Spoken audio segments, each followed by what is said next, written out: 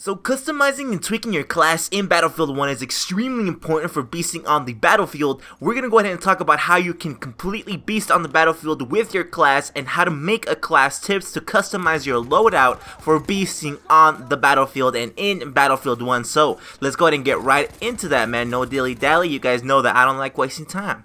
Now, when you're customizing your class, when you're in the customization screen, you gotta think efficiency. That's what you gotta think of when you're making your classes, right? So what will make you more efficient on the battlefield? What gives you the ability to do as much as possible? Now, how do you determine that? It depends on what you want to do, what your role is on the battlefield, and not only that, but it also depends on what kind of class you're thinking of using. Like, are you using the assault class, the medic, the support?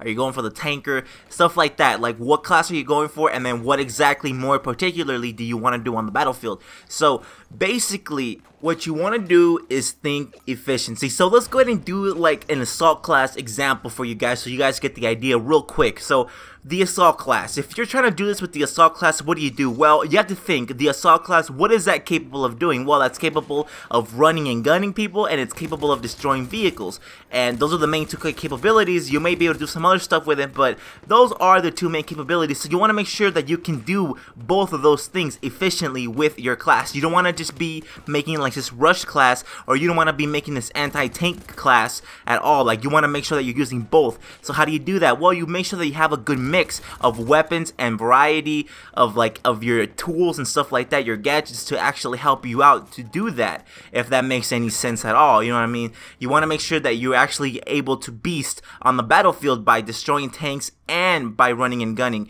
if that's what you're trying to do. So definitely make sure you keep that in mind. Now, with that being said, this is where it gets tricky. So this is also tip 2 here. This ties in with the first tip. Like I said, remember that depending on the game mode, your particular situation, it actually may not be best to modify your class so that it does a wide variety of things, right? And you're gonna think like, what the hell? Well, you just said that it is, like the last tip, and now you're saying that it's not. Well, yeah, this is where it gets tricky. That's what I'm telling you guys. You know, sometimes you may want to actually narrow down your job on the battlefield as far as possible, depending on the game mode, depending on what kind of things your squad is trying to do. It just depends. Like, not every single game mode, but a lot of them, you will want to actually narrow down your class to be an anti-tanker class, or narrow down your support class to be a support class, or medic to be whatever, you know what I mean? You may want to lower that down, narrow that down, depending on the situation and the game mode. So you want to make sure that you keep that in mind as well. Now, this happens mostly within communicating squads and like tactical or maybe like strategy oriented game modes.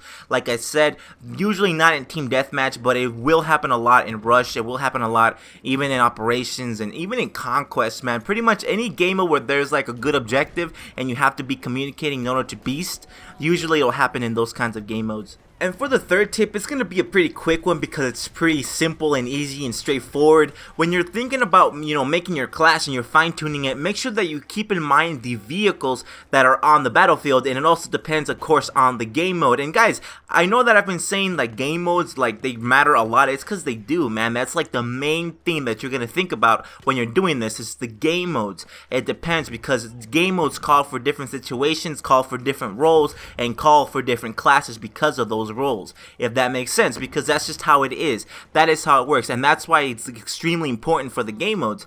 So you have to think, are there vehicles in this game mode? Is it conquest? Okay, yeah, there's vehicles. Is it team deathmatch? No, there's no vehicles in team deathmatch or war pigeons. It just depends. You got to know what you're doing when it comes to game mode, what you're playing.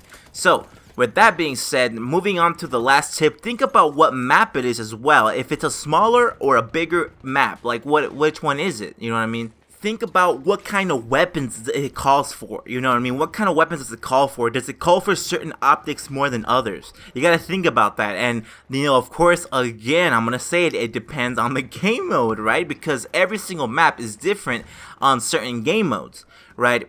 Like on operations, you only get a certain piece of the map at a time. You take that into consideration. And team deathmatch, you only get a certain piece of the time, a certain piece of the map the whole time. You have to take that into consideration. Conquest, you get the whole map at all times. You gotta take that into consideration. You know, that is what you gotta think about when you're making your fine class and you're fine tuning it. That is how I make my classes. And guys, it should take you a while. If you're making a class in like under a minute, like some people do, you're doing it wrong. Alright, you need to be there at least like 5 minutes. I'm not kidding, dude. 5 minutes on one class, and that's how you know that your class is good and it's worthy. And then you go into the battlefield, you test it out, you find out what it sucks at, and you go fix it. And then you go back into the battlefield and test it out some more.